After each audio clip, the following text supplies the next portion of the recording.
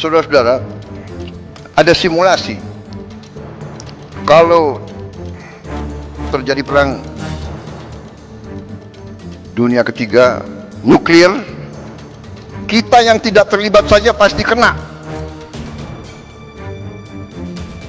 Kita akan kena partikel-partikel radioaktif. Mungkin ikan-ikan kita nanti akan terkontaminasi semua. Akan terjadi nuclear winter. Karena debunya akan menutup matahari.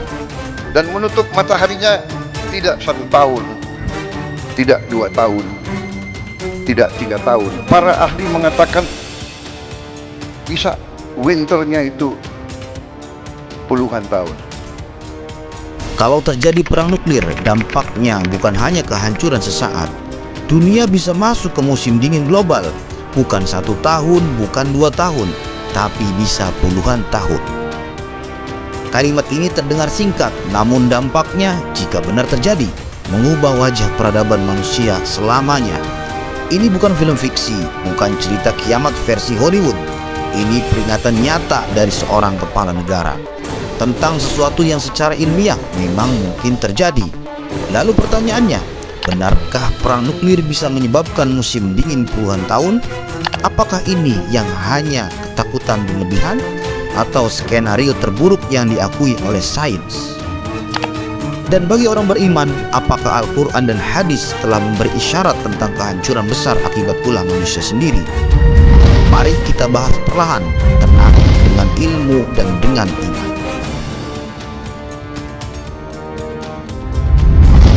Nuklir tidak membunuh paling banyak saat meledak. Banyak orang mengira bahaya nuklir hanya pada ledakan dan radiasi. Padahal para ilmuwan justru mengatakan yang paling mematikan datang setelah ledakan berhenti. Ketika bom nuklir meledak di kota besar, gedung runtuh, infrastruktur hancur. Tapi yang terjadi setelah itu jauh lebih berbahaya dan menakutkan. Kota terbakar bersamaan, api tidak menyala biasa, ia menyatu menjadi firestorm. Firestorm menghasilkan jelaga hitam dan jumlah luar biasa besar. Bukan asap tipis, tapi karbon pekat yang menyerap cahaya matahari. Dan disinilah masalah besar dimulai. Apa itu nuclear winter? Para ilmuwan menyebutkan fenomena ini, yaitu nuclear winter. Sederhananya begini, jelaga dari kebakaran nuklir naik sangat tinggi, mencapai stratosfer, lapisan atmosfer atas.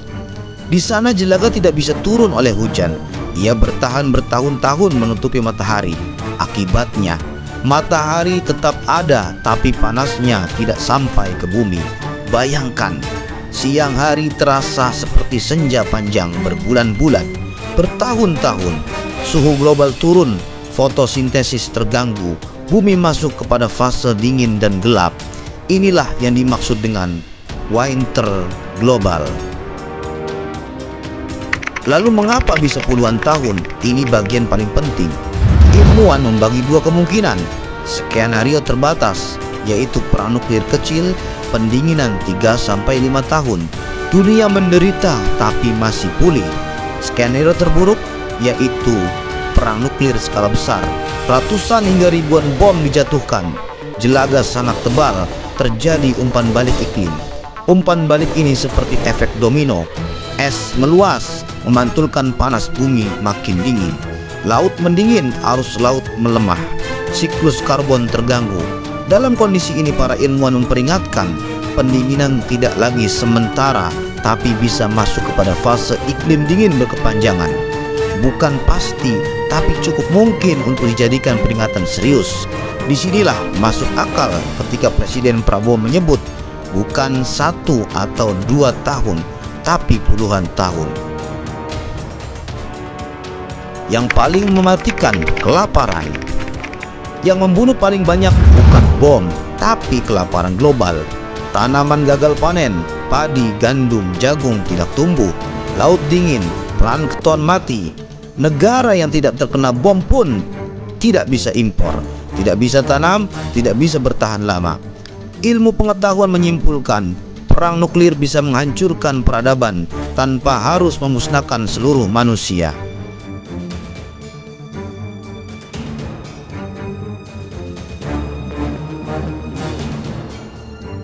Al-Quran, kerusakan bukan tanpa sebab.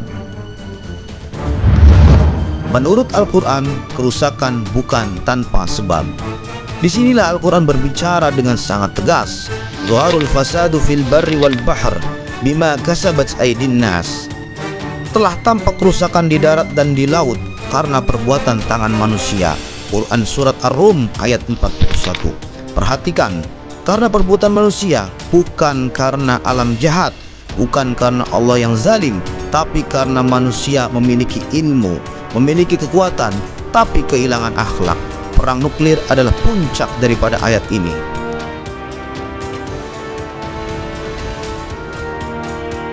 Nikmat yang bisa ditahan. Allah mengingatkan, laun nasya'u ja'alnahu hutama. Jika kami kehendaki, niscaya kami jadikan tanaman itu hancur. Quran Surat Al-Waqi'ah ayat 65. Tanah masih ada, air masih ada, matahari masih ada, tapi kehidupan ditahan. Bukankah ini mirip nuklir winter? Hadis tentang kerusakan moral datang dahulu. Rasulullah SAW bersabda, tidak akan terjadi kiamat sampai pembunuh tidak tahu mengapa ia membunuh, dan juga yang dibunuh tidak tahu mengapa ia dibunuh. Hadis riwayat Muslim. Perang modern hanya tombol ditekan dari jauh, target tak dikenal, jutaan mati tanpa alasan personal. Ini bukan sekedar perang, ini kerusakan moral tingkat global. Ketika Presiden Prabowo mengingatkan bahwa perang nuklir bisa menyebabkan winter puluhan tahun, itu bukan untuk menakut-nakuti, itu adalah alarm moral dan kemanusiaan. Sains berkata, ini mungkin. Al-Quran berkata, ini akibat ulah manusia. Hadis berkata, kehancuran didahului rusaknya akhlak.